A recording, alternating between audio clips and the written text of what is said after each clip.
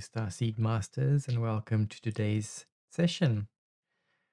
Today we have a hot topic. So I've made lots of notes, so I'm hoping I'm going to cover everything that I wanted to talk about. I think let's tune in. Let's get centered and anchored, and then I'll talk about everything that we'll do today. So today we tune in with Starseed Love Lightcode Activation. So close your eyes. Take a nice slow deep breath in and out. And just drop into your heart space. Think about what you would like to work with today. What would you like to receive? What would you like to let go of? What do you want to bring into your life? What are you struggling with right now? And when you're ready, open your eyes and allow your eyes to rest upon the light code, or perhaps trace it so that it becomes a labyrinth for the eyes.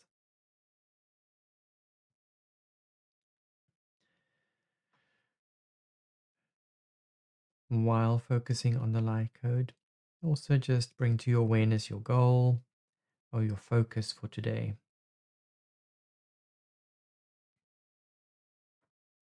And you can spend as much time here as you need.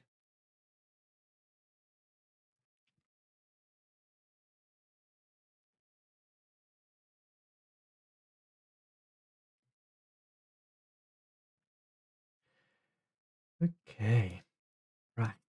So, very, very, very big topic today. Up until maybe a half an hour ago, I was still going like, what is today's session about? I don't know. I know I've got to deliver something. The whole week I've been thinking like, what is the coaching going to be about? There's been quite a bit happening um, with clients. I think the main pattern that I see currently that is being exhibited in different ways, shapes, and forms is anxiety. There's quite a bit happening. The energies are very, very, very intense at the moment. There's lots happening, and I think a lot of people are feeling overwhelmed. And this is causing anxieties to go off the charts. So, the coaching and mentoring session that I've got planned today is all around defense mechanisms, how we handle anxiety, how we handle stress, and hopefully giving you a tool or a way to get out of that. So, like I mentioned, this is a very big topic. So, I had to make some notes just to make sure I cover everything that I want to say and talk about. I've got my notes next to me. I'm going to be referring to them throughout. So just bear with me. Okay. So when it comes to our defense mechanisms, it really is about coping mechanisms. When we are experiencing something really, really big in our lives, and this could be painful events, it could be traumas, any event that is painful in some way or shape or form, whether it's mental, physical, emotional, spiritual, we need to find a way to cope with it. Now, defense mechanisms are not necessarily a bad thing, they can be a good thing. But the thing is here that we want our defense mechanisms to be a short term handle so that we can deal with the initial shock or trauma. And then once everything calms down, then we can have a look at what's happening. The problem here in our day and age is that we have our trauma, we have our painful event, and then we put our defenses up, what works for us, and then we keep those defenses up and we don't drop them. And then the next trauma comes along and we just keep adding and adding and adding to it. So over time, there's a buildup of pain and trauma and suffering that we have not dealt with and that is not going anywhere. And it just builds up. So we want to be able to recognize these patterns, and then we want to be able to release them. So it all starts with anxiety on some level. And anxiety arises when there's conflict. So whether this is internal conflict, external conflict, it's something that makes us feel overwhelmed, helpless, or just not able to cope. And our mind gets very, very, very creative when it comes to these events. So it's going to find some creative solution to help you to cope so that we can, on some level, reduce the anxiety or the pain. And these sort of creative measures that the mind takes, these are your defense mechanisms. Many of our defense mechanisms actually comes from childhood. So as a child, you would have experienced something painful, whether you would consider it painful now or doesn't matter. But we experience pain or trauma in some way, shape, or form. And then what we do is we use our best knowledge and tools that we have available to protect. Okay, now as a 2-year-old or a 3-year-old or a 5-year-old or a 10-year-old, your tools that you have available is a small tool set, and therefore it's not always going to be the best tool, but it's going to be the best tool that you have at the time.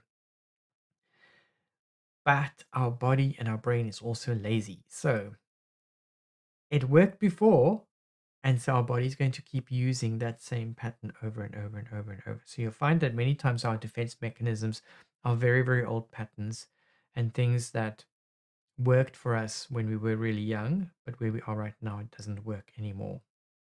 So if we can determine what the defense mechanism is, and we can work and we can release that or find a better way to cope, then that will also help us along the way. Okay, so got all of those things covered. So our defense mechanisms, these can be reality distorting strategies, and they happen unconsciously. So it's not our conscious mind that puts these defenses up, it's our unconscious mind. And its job is to protect the ego. So the ego can get bruised quite easily, as we know. And there's different types of mechanisms we can use. So according to Freud, we have objective anxiety and we've got a neurotic anxiety.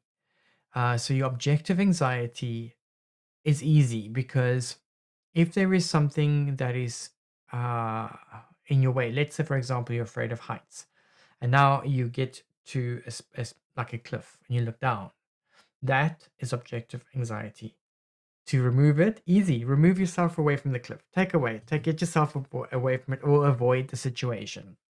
Those are easy because you know what the anxiety is about. You can see what it is and you can step away from it. So you can step away from that danger. With the neurotic anxiety, those are the ones that we cannot necessarily see.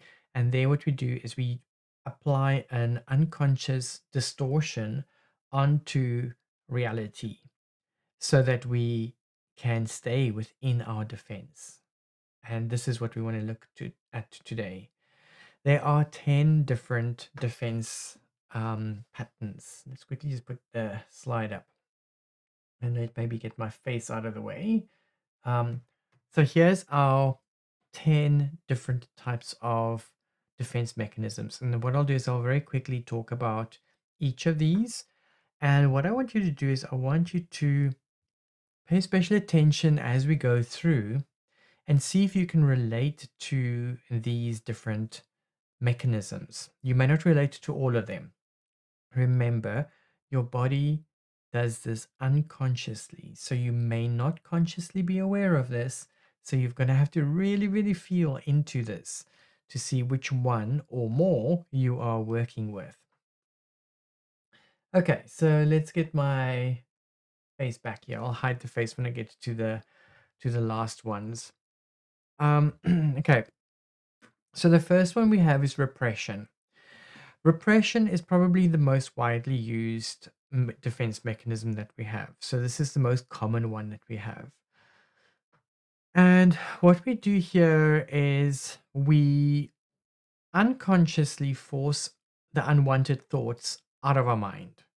Any thoughts or desires or feelings or whatever, we force it out and we do not allow ourselves to feel them. So these feelings could evoke all kinds of other emotions. So, for example, shame or guilt, humiliation, self deprecation, also.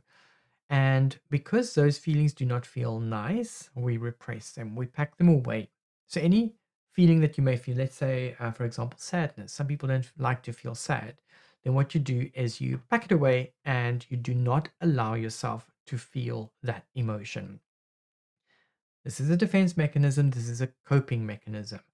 Meaning, if you do not feel that emotion or you don't allow yourself to do that, your self image does not get damaged and you feel like you are in control. Okay. In the same way, if your self esteem is quite low, there's a flip to this as well where you could repress any positive feelings or memories of being praised or doing a job well done, because those things will go against your feelings that you have around yourself. So repression could go into the positive or into the negative, but it's always around not allowing yourself to feel something. Now, there are two different ways that we can work with this particular process. One is a mental inhibition.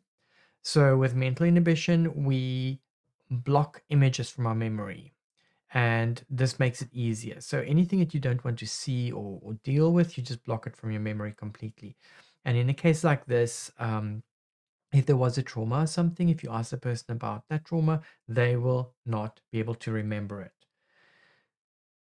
Um, when clients come to me saying that they want to have a regression session because they were raped or molested as a child, and I ask them, do you have any memories of this? And they go, no. And I go, well, how do you know that that happened?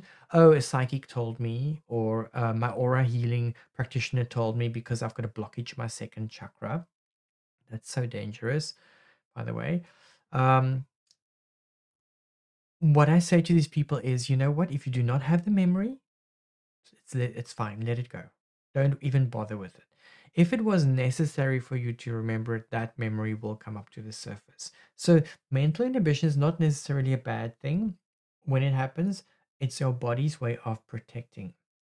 It is when that mental inhibition is getting in the way of you doing anything. So, yes, let's say you were molested or raped as a child, and you have blocked that from your memory, but currently what happens is all your relationships are suffering because of that. Now we can maybe dig around a little bit if it is appropriate. Okay, so with repression, with the mental inhibition, that could be a little bit of a tough one, but it's not necessarily a bad thing. There's also attention withdrawal or redirecting. So what we do is we take our attention away from something and we force it or redirect it into a different direction. So it's, you know that it's there, but you don't want to see it, so you're forcing yourself. So it's a little bit more of a conscious one, whereas the mental inhibition is normally more of a subconscious one. Okay, so that's repression. You are not allowing yourself to see, feel, or experience specific emotions. Number two is projection. Projection is when we are putting our feelings or our what it is that we are wanting to feel or not allowing ourselves to feel, we are putting that onto someone else. Projection is something that also is quite a common one. Someone is, let's say, I'm just going to use the word bitch. Someone's a bitch. Let's use the word. Someone's a bitch, but they don't want to see themselves as a bitch, and they don't want to accept it. So what they do is they point the finger at you and say, "You're the bitch." And yes, you may be one, but the person who's pointing the finger is most likely feeling that, and there's feelings of I don't like this. I don't want to be seen like this, but let's put this onto someone else and then they can feel it on my behalf. So projection we see often, and most of the times we'll experience the sort of the pointing side of the projection when someone else is projecting things onto us. If you become aware of that, then you can work with it immediately. So when anybody accuses you of something, always allow yourself to step back for a moment and ask yourself, do I believe what that person is saying? If you say yes, I believe it, then good, fine, deal with it. But if you say no, I don't really believe with it or in that, then let it go and say, okay, that person's obviously projecting. Let's just let it go. It's their stuff, not my stuff. So projection you will see a lot. Also, just understand when a person is projecting on you, don't judge them. This is their way of coping. It's their coping mechanism. And it's part of their healing to realize what that is and when to step back and when to work with it. It's not going to really help you to say, well, you're just projecting and you need some therapy. That's not going to work. It's not going to happen. So just brush it off. You just go, okay, whatever, and you let it go. Okay. The projection allows people to do something with their anger or their feeling or whatever it is now because they can point it at someone else and say, you've got it. Okay, so it gives them a way to cope with whatever that feeling is. We've got assimilative projection, and it's also disowning projection. So the assimilative is when you are worried, or let's say you've got a specific feeling, but what you're doing is you're including others into that as though they are also feeling it when they may or may not be feeling it. Instead of just going like, I feel like this, you go, ooh, this is not really good for us. Is it not good for us? How do you know it's not good for us? Maybe good for one person, not for another person. So that you're assimilating the others into your story. The disowning projection is where you deny yourself having those particular feelings, but you point a finger towards others and you push someone else down and you're going like, you're a bad person, blah blah blah, when you may be a bad person, but you don't want to actually allow yourself to feel that impulse. Okay, so that's projection. Next one is our reaction formation. And here what we're doing, this is also quite a common one. Here we are converting one feeling for another. This is your group of people that are perpetually happy. Whenever you see them, they're happy. Whenever you ask them how you are, oh, it's wonderful. Everything's wonderful. Even though when you ask them how are you, they go, oh, I'm happy and everything's wonderful. When you feel into it, you feel, oh, there's some depression there, or like, feeling a little bit sad over there. Most people are not versed in actually feeling into what a person is saying. They just go, oh, the person says they're fine, that they're fine. So with your reaction formation, these people do not allow themselves to experience specific emotions, but they convert them or transform them into the opposite. So instead of feeling hate, they'll feel love. Instead of feeling sadness, they'll feel joy. And they do not allow themselves to get into anger or into anything like that because they will always go into the opposite. So they will just laugh. And they also tend to not say no. So they tend to be people pleasers, and they just go with whatever comes along. Okay. Then we've got displacement. Displacement is when we are, like we use the term kick the cat. So you take out your frustrations in an inappropriate way, or you vent it towards something that has got nothing to do with it. We find this in many, many situations. Let's say, for example, you're frustrated because of what happened at work, but you're not allowing yourself to vent that. So now you're bottling all of that up. Now you get home and your partner asks you a simple question, and all of a sudden you explode on your partner. It's not your partner's fault. It's not even related to your partner whatsoever. You just happen to vent and explode in that direction. So displacement is when you take your frustration you should have taken out with your boss or with your people at the office, and you go and you take that out on innocent people at home who's got no idea what it's about. So the people at home don't know why you are frustrated or why you are exploding or anything like that. So it's an inappropriate way of venting. Okay, so we tend to usually, most of the time, we do this displacement onto the people we love the most because we know they can handle it subconsciously. We know they're not going to leave us and run away from us. Okay, but it's not nice for the people around you to experience that. Next one down, number 5 is identification. So identification is where we are identifying with like your labels and your brands. So you've got specific ideals or ideas or values or mannerisms, and you connect those with, let's say, status or power. And because I have this status or power, I need to have this mannerism, or I need to have this idea or this value, or I need to act or react and work in this way. And they tend to put value on, I went to this college, or I'm wearing this brand, or I'm driving this car, or I'm living in this area. And it's really about identifying with external other things instead of actually looking at who am I? What am I all about?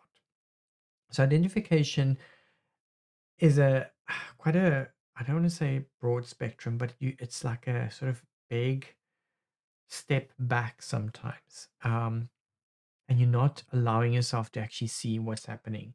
Again, it's a defense mechanism, so it is for you to cope. Identification could also happen when we get that, what do they call it? I should have actually made a note of this one. The When you've got your, let's say you've been kidnapped or whatever, and you start identifying with your aggressor. Can't remember the word now. Oh God, it's there. But you identify with the kidnapper, and you, oh, it'll come to me. Whatever, you'll know. I'm sure some of you will know. But that's a way to cope. It's a way to cope with the fear. It's a way to cope with the trauma that you're going through. So that's when we start identifying with external forces. Number 6 is denial. Also a big one. This is not the river in Egypt. So denial allows us to move away from the distressing external facts. Okay. So if you're feeling threatened or anything like that, we just deny that it's there. And what it does, it alters the way that we accurately perceive our feelings or our thoughts. And we don't allow ourselves to move into that direction as well. So this is usually when there's big things happening in life. Now, again, as with all of these defense mechanisms, it's not a bad thing. Denial in the short term is a very, very, very good defense mechanism, and sometimes something that we need just to pull us through. So we don't want to go around pointing fingers at other people and saying, oh, you're denying. Remember, if you do that, then you're going into projection number 2. So all of these defense mechanisms, it's not about pointing a finger at anyone. It's really about finding, how do you cope with stress and trauma, and how can we get out of it? Okay, next we have isolation. And with isolation, and you'll find that isolation, intellectualism, they are going to go, and even rationalization, they tend to all form almost a similar pattern here. But with isolation, you can recall a situation, but you do not associate with the emotions. So you've isolated, you've compartmentalized the event or the trauma, and you do not allow yourself to feel the emotions. So we tend to go a little bit more on the blank side. Many times when people work with isolation, if I'm asking a person to tell a story about a trauma, for example, then instead of them owning it and saying, um, I did this or this or this or whatever, they will go and you walk and so you almost like pointing it outside of yourself. Um, Instead of saying I'm pointing it outside of myself, you go you or them or they or whatever. And so you can tell the story, but you don't allow the emotion to filter through and to come through, because the emotion is usually quite heavy or dense. So if you are into isolation, when it comes to this type of defense, your job is to actually allow yourself to drop into the emotion and feel that emotion. Okay, intellectualization, very long word. This is similar as well. It's also a repression of the emotional component of the experience, but here we go into abstract intellectual analysis. So you're trying to break it down intellectually to try and make sense of something. So with isolation, you just go like, this is the event, this is what happened, blah, blah, blah, blah, blah. With intellectualization, now you are wanting to break it down and understand it, whatever, but you're still not allowing yourself to feel that emotion. Rationalization, another long word. So with this one, this is also similar. Here, it's slightly different though. What we're doing is we are editing the facts, we are editing the experience, the motives, the whole situation, and we are assigning more socially desirable motives or things to this. Rationalization is actually something that's actually quite common as well. For example, someone invites you to a party, you can't say no, so you just say yes, but you don't really want to go. And then you finally do go to the party, but you end up late because you didn't really want to go to the party. You have to force yourself to go. But then when you get to the party, instead of saying to the people, "Oh, I'm late, sorry I'm late, I actually didn't really want to be here, but I forced myself to come," instead, because that wouldn't be seen as socially acceptable, you say, "Oh, my car broke down," or "Oh, I forgot to look at my watch," or "My alarm didn't go off," or something like that. So you give some socially acceptable excuse for your behavior. Okay, so that's rationalization. You rationalize how you act or react. And then our final one, this is sublimation. And with sublimation, this is a rechanneling of energies from socially undesirable goals to more constructive or socially desirable ones. So similar to our number 9, rationalization, but this is more of a rechanneling. So it's again, you're not allowing yourself to feel certain things. So it could be that you are like just maybe you're just a naturally aggressive person. But what you would do is you channel that aggression into, I'm assertive on the road, or I am very, very hardworking and focused in the office. Or you may be a very, very, like, let's say you're a very sexual person, but you don't allow yourself to express that or feel that because it's not socially acceptable. I should be vanilla. So what you then do is you channel it into another way of being. So with sublimation, it's not allowing yourself to go into the depth of the emotion or the feeling or the energy that you're about, but you channel it in a different way.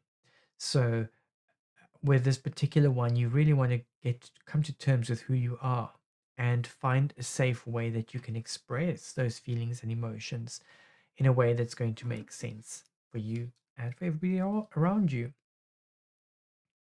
Okay, so that's our different coping mechanisms that we have. Okay, so when it comes to defense mechanisms, like I mentioned earlier, it depends on how and when these defenses came about.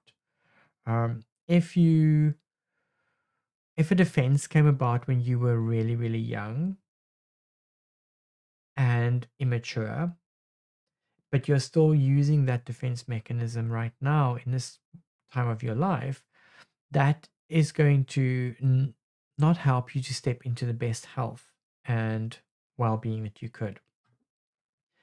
And so what we need to do is we need to update our defenses to our tools that we currently have and in a way that we can cope with things in a way now. Remember that your defense mechanism is just a way to discharge energy. So there's usually an energy that we are trying to suppress or repress or pack away or not wanting to feel. So many times, the quickest way to deal with these feelings is to allow yourself to feel the feeling.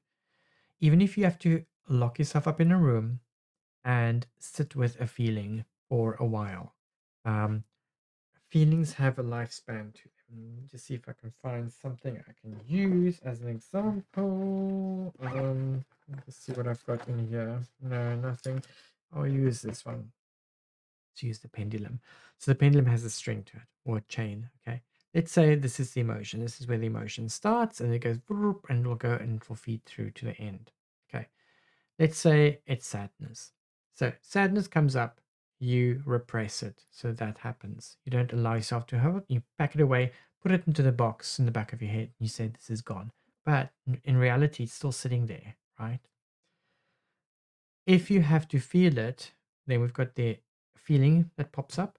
It's going to walk its way through and through and through. And when it gets to the end, it's discharged, it's gone. This is the lifespan of the emotion. It can't go beyond these 2 points. If you allow yourself to feel it, it will run its course and it will transform and transmute when it gets to the end. If you do not allow yourself to feel it, it's going to just bundle up and it's still going to be there. Okay. So you're not going to die from feeling the emotion. It is going to be just run its course and it's going to transform and transmute. Okay. So this is what we are going to do. Okay, first of all, check if you're going through some anxiety or stress at the moment. Like I said, most of my clients at the moment, this last month or so, has been going through a lot of stress, anxiety, and each of them have displayed different coping mechanisms.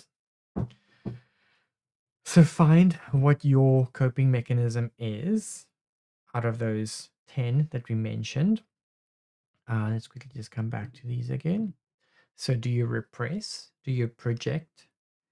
Or is there reaction formation, displacement, identification, denial, isolation, intellectualization, rationalization, or sublimation? Which one of these are you? How do you cope with your defenses and your anxiety? Okay. So just maybe make a note of that so that you know which one you are working with. Next, what you're going to do is you're going to have one hand in front and one hand in the back. We call this FO holding, so frontal occipital hold. So I'm not going to hold that now because, yeah, I'm going to guide you through the process. But on your side, hold front and back. This can be a uncomfortable position. So what you can do is you can rest your elbows onto a desk, or you could lean back, or you could lie down on the bed if you want to, and you can place one hand in front, one hand in the back, whatever feels comfortable. You can also hold this and you can swap your hands around to alleviate any discomfort within the arms as you go. So if I hold that, and I want you to close your eyes.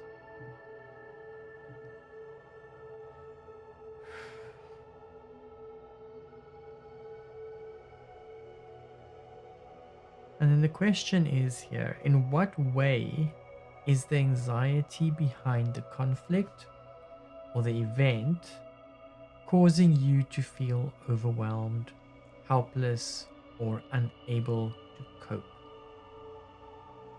So perhaps start with what is the anxiety? What anxiety is involved? And you can just think about what this anxiety is. What are you anxious about?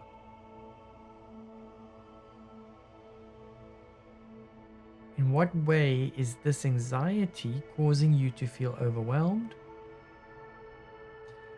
helpless or unable to cope. Just allow yourself to feel into that.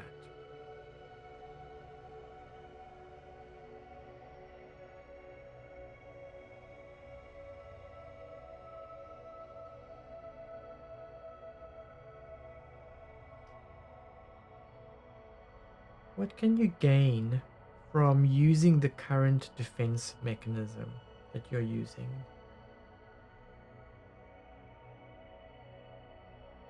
How is this defense mechanism helping you? What are you gaining from this?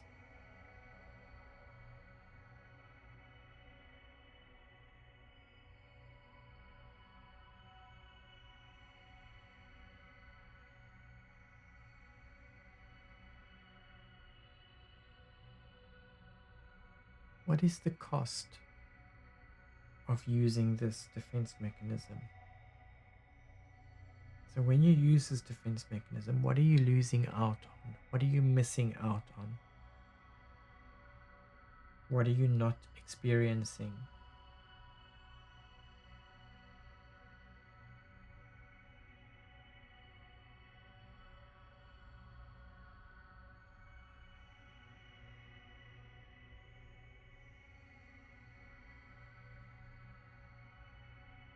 Is there an alternative behavior that you could adopt?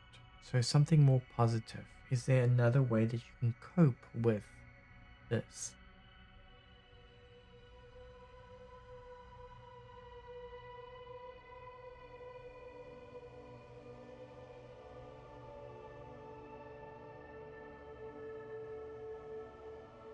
And you know the answer to that. We all know what is good for us. So what alternative behavior could you adopt?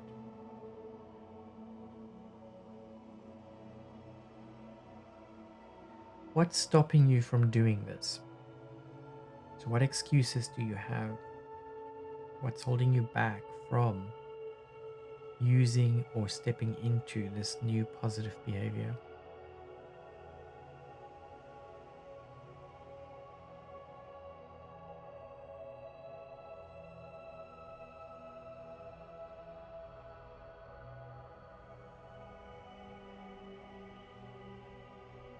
So just bring your awareness back to the new positive behavior. What is it? And visualize yourself doing this new behavior. So put yourself in a situation where you have the choice and you can adopt this new behavior. Visualize or perceive or imagine yourself doing this.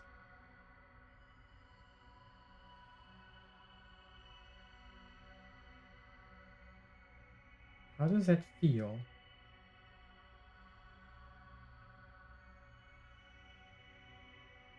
Is this something that feels good? Perhaps you want to reevaluate and reassess. Is there a different behavior that you could adopt? If that's the case, pause this recording and just find your positive behavior that you want to adopt. Visualize it, feel it, perceive it, sense it, imagine it. If it doesn't work for you, just try another approach.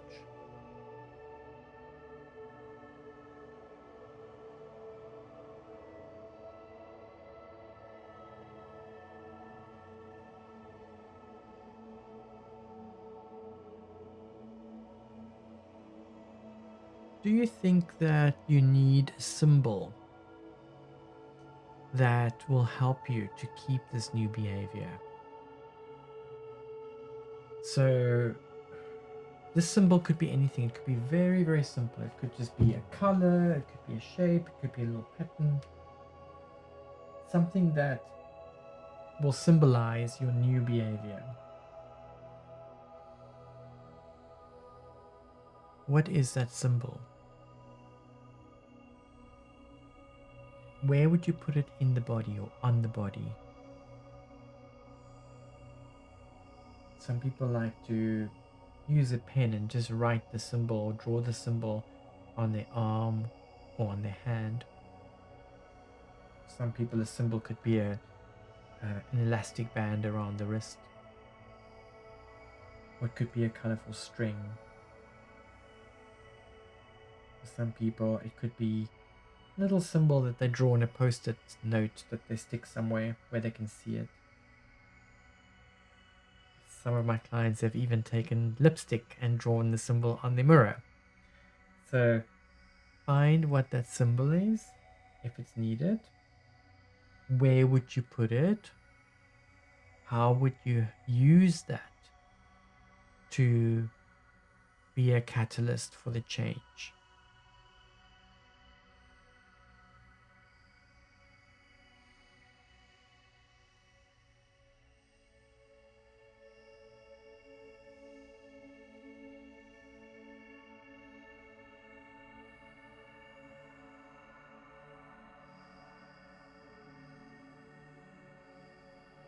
And then let's come back.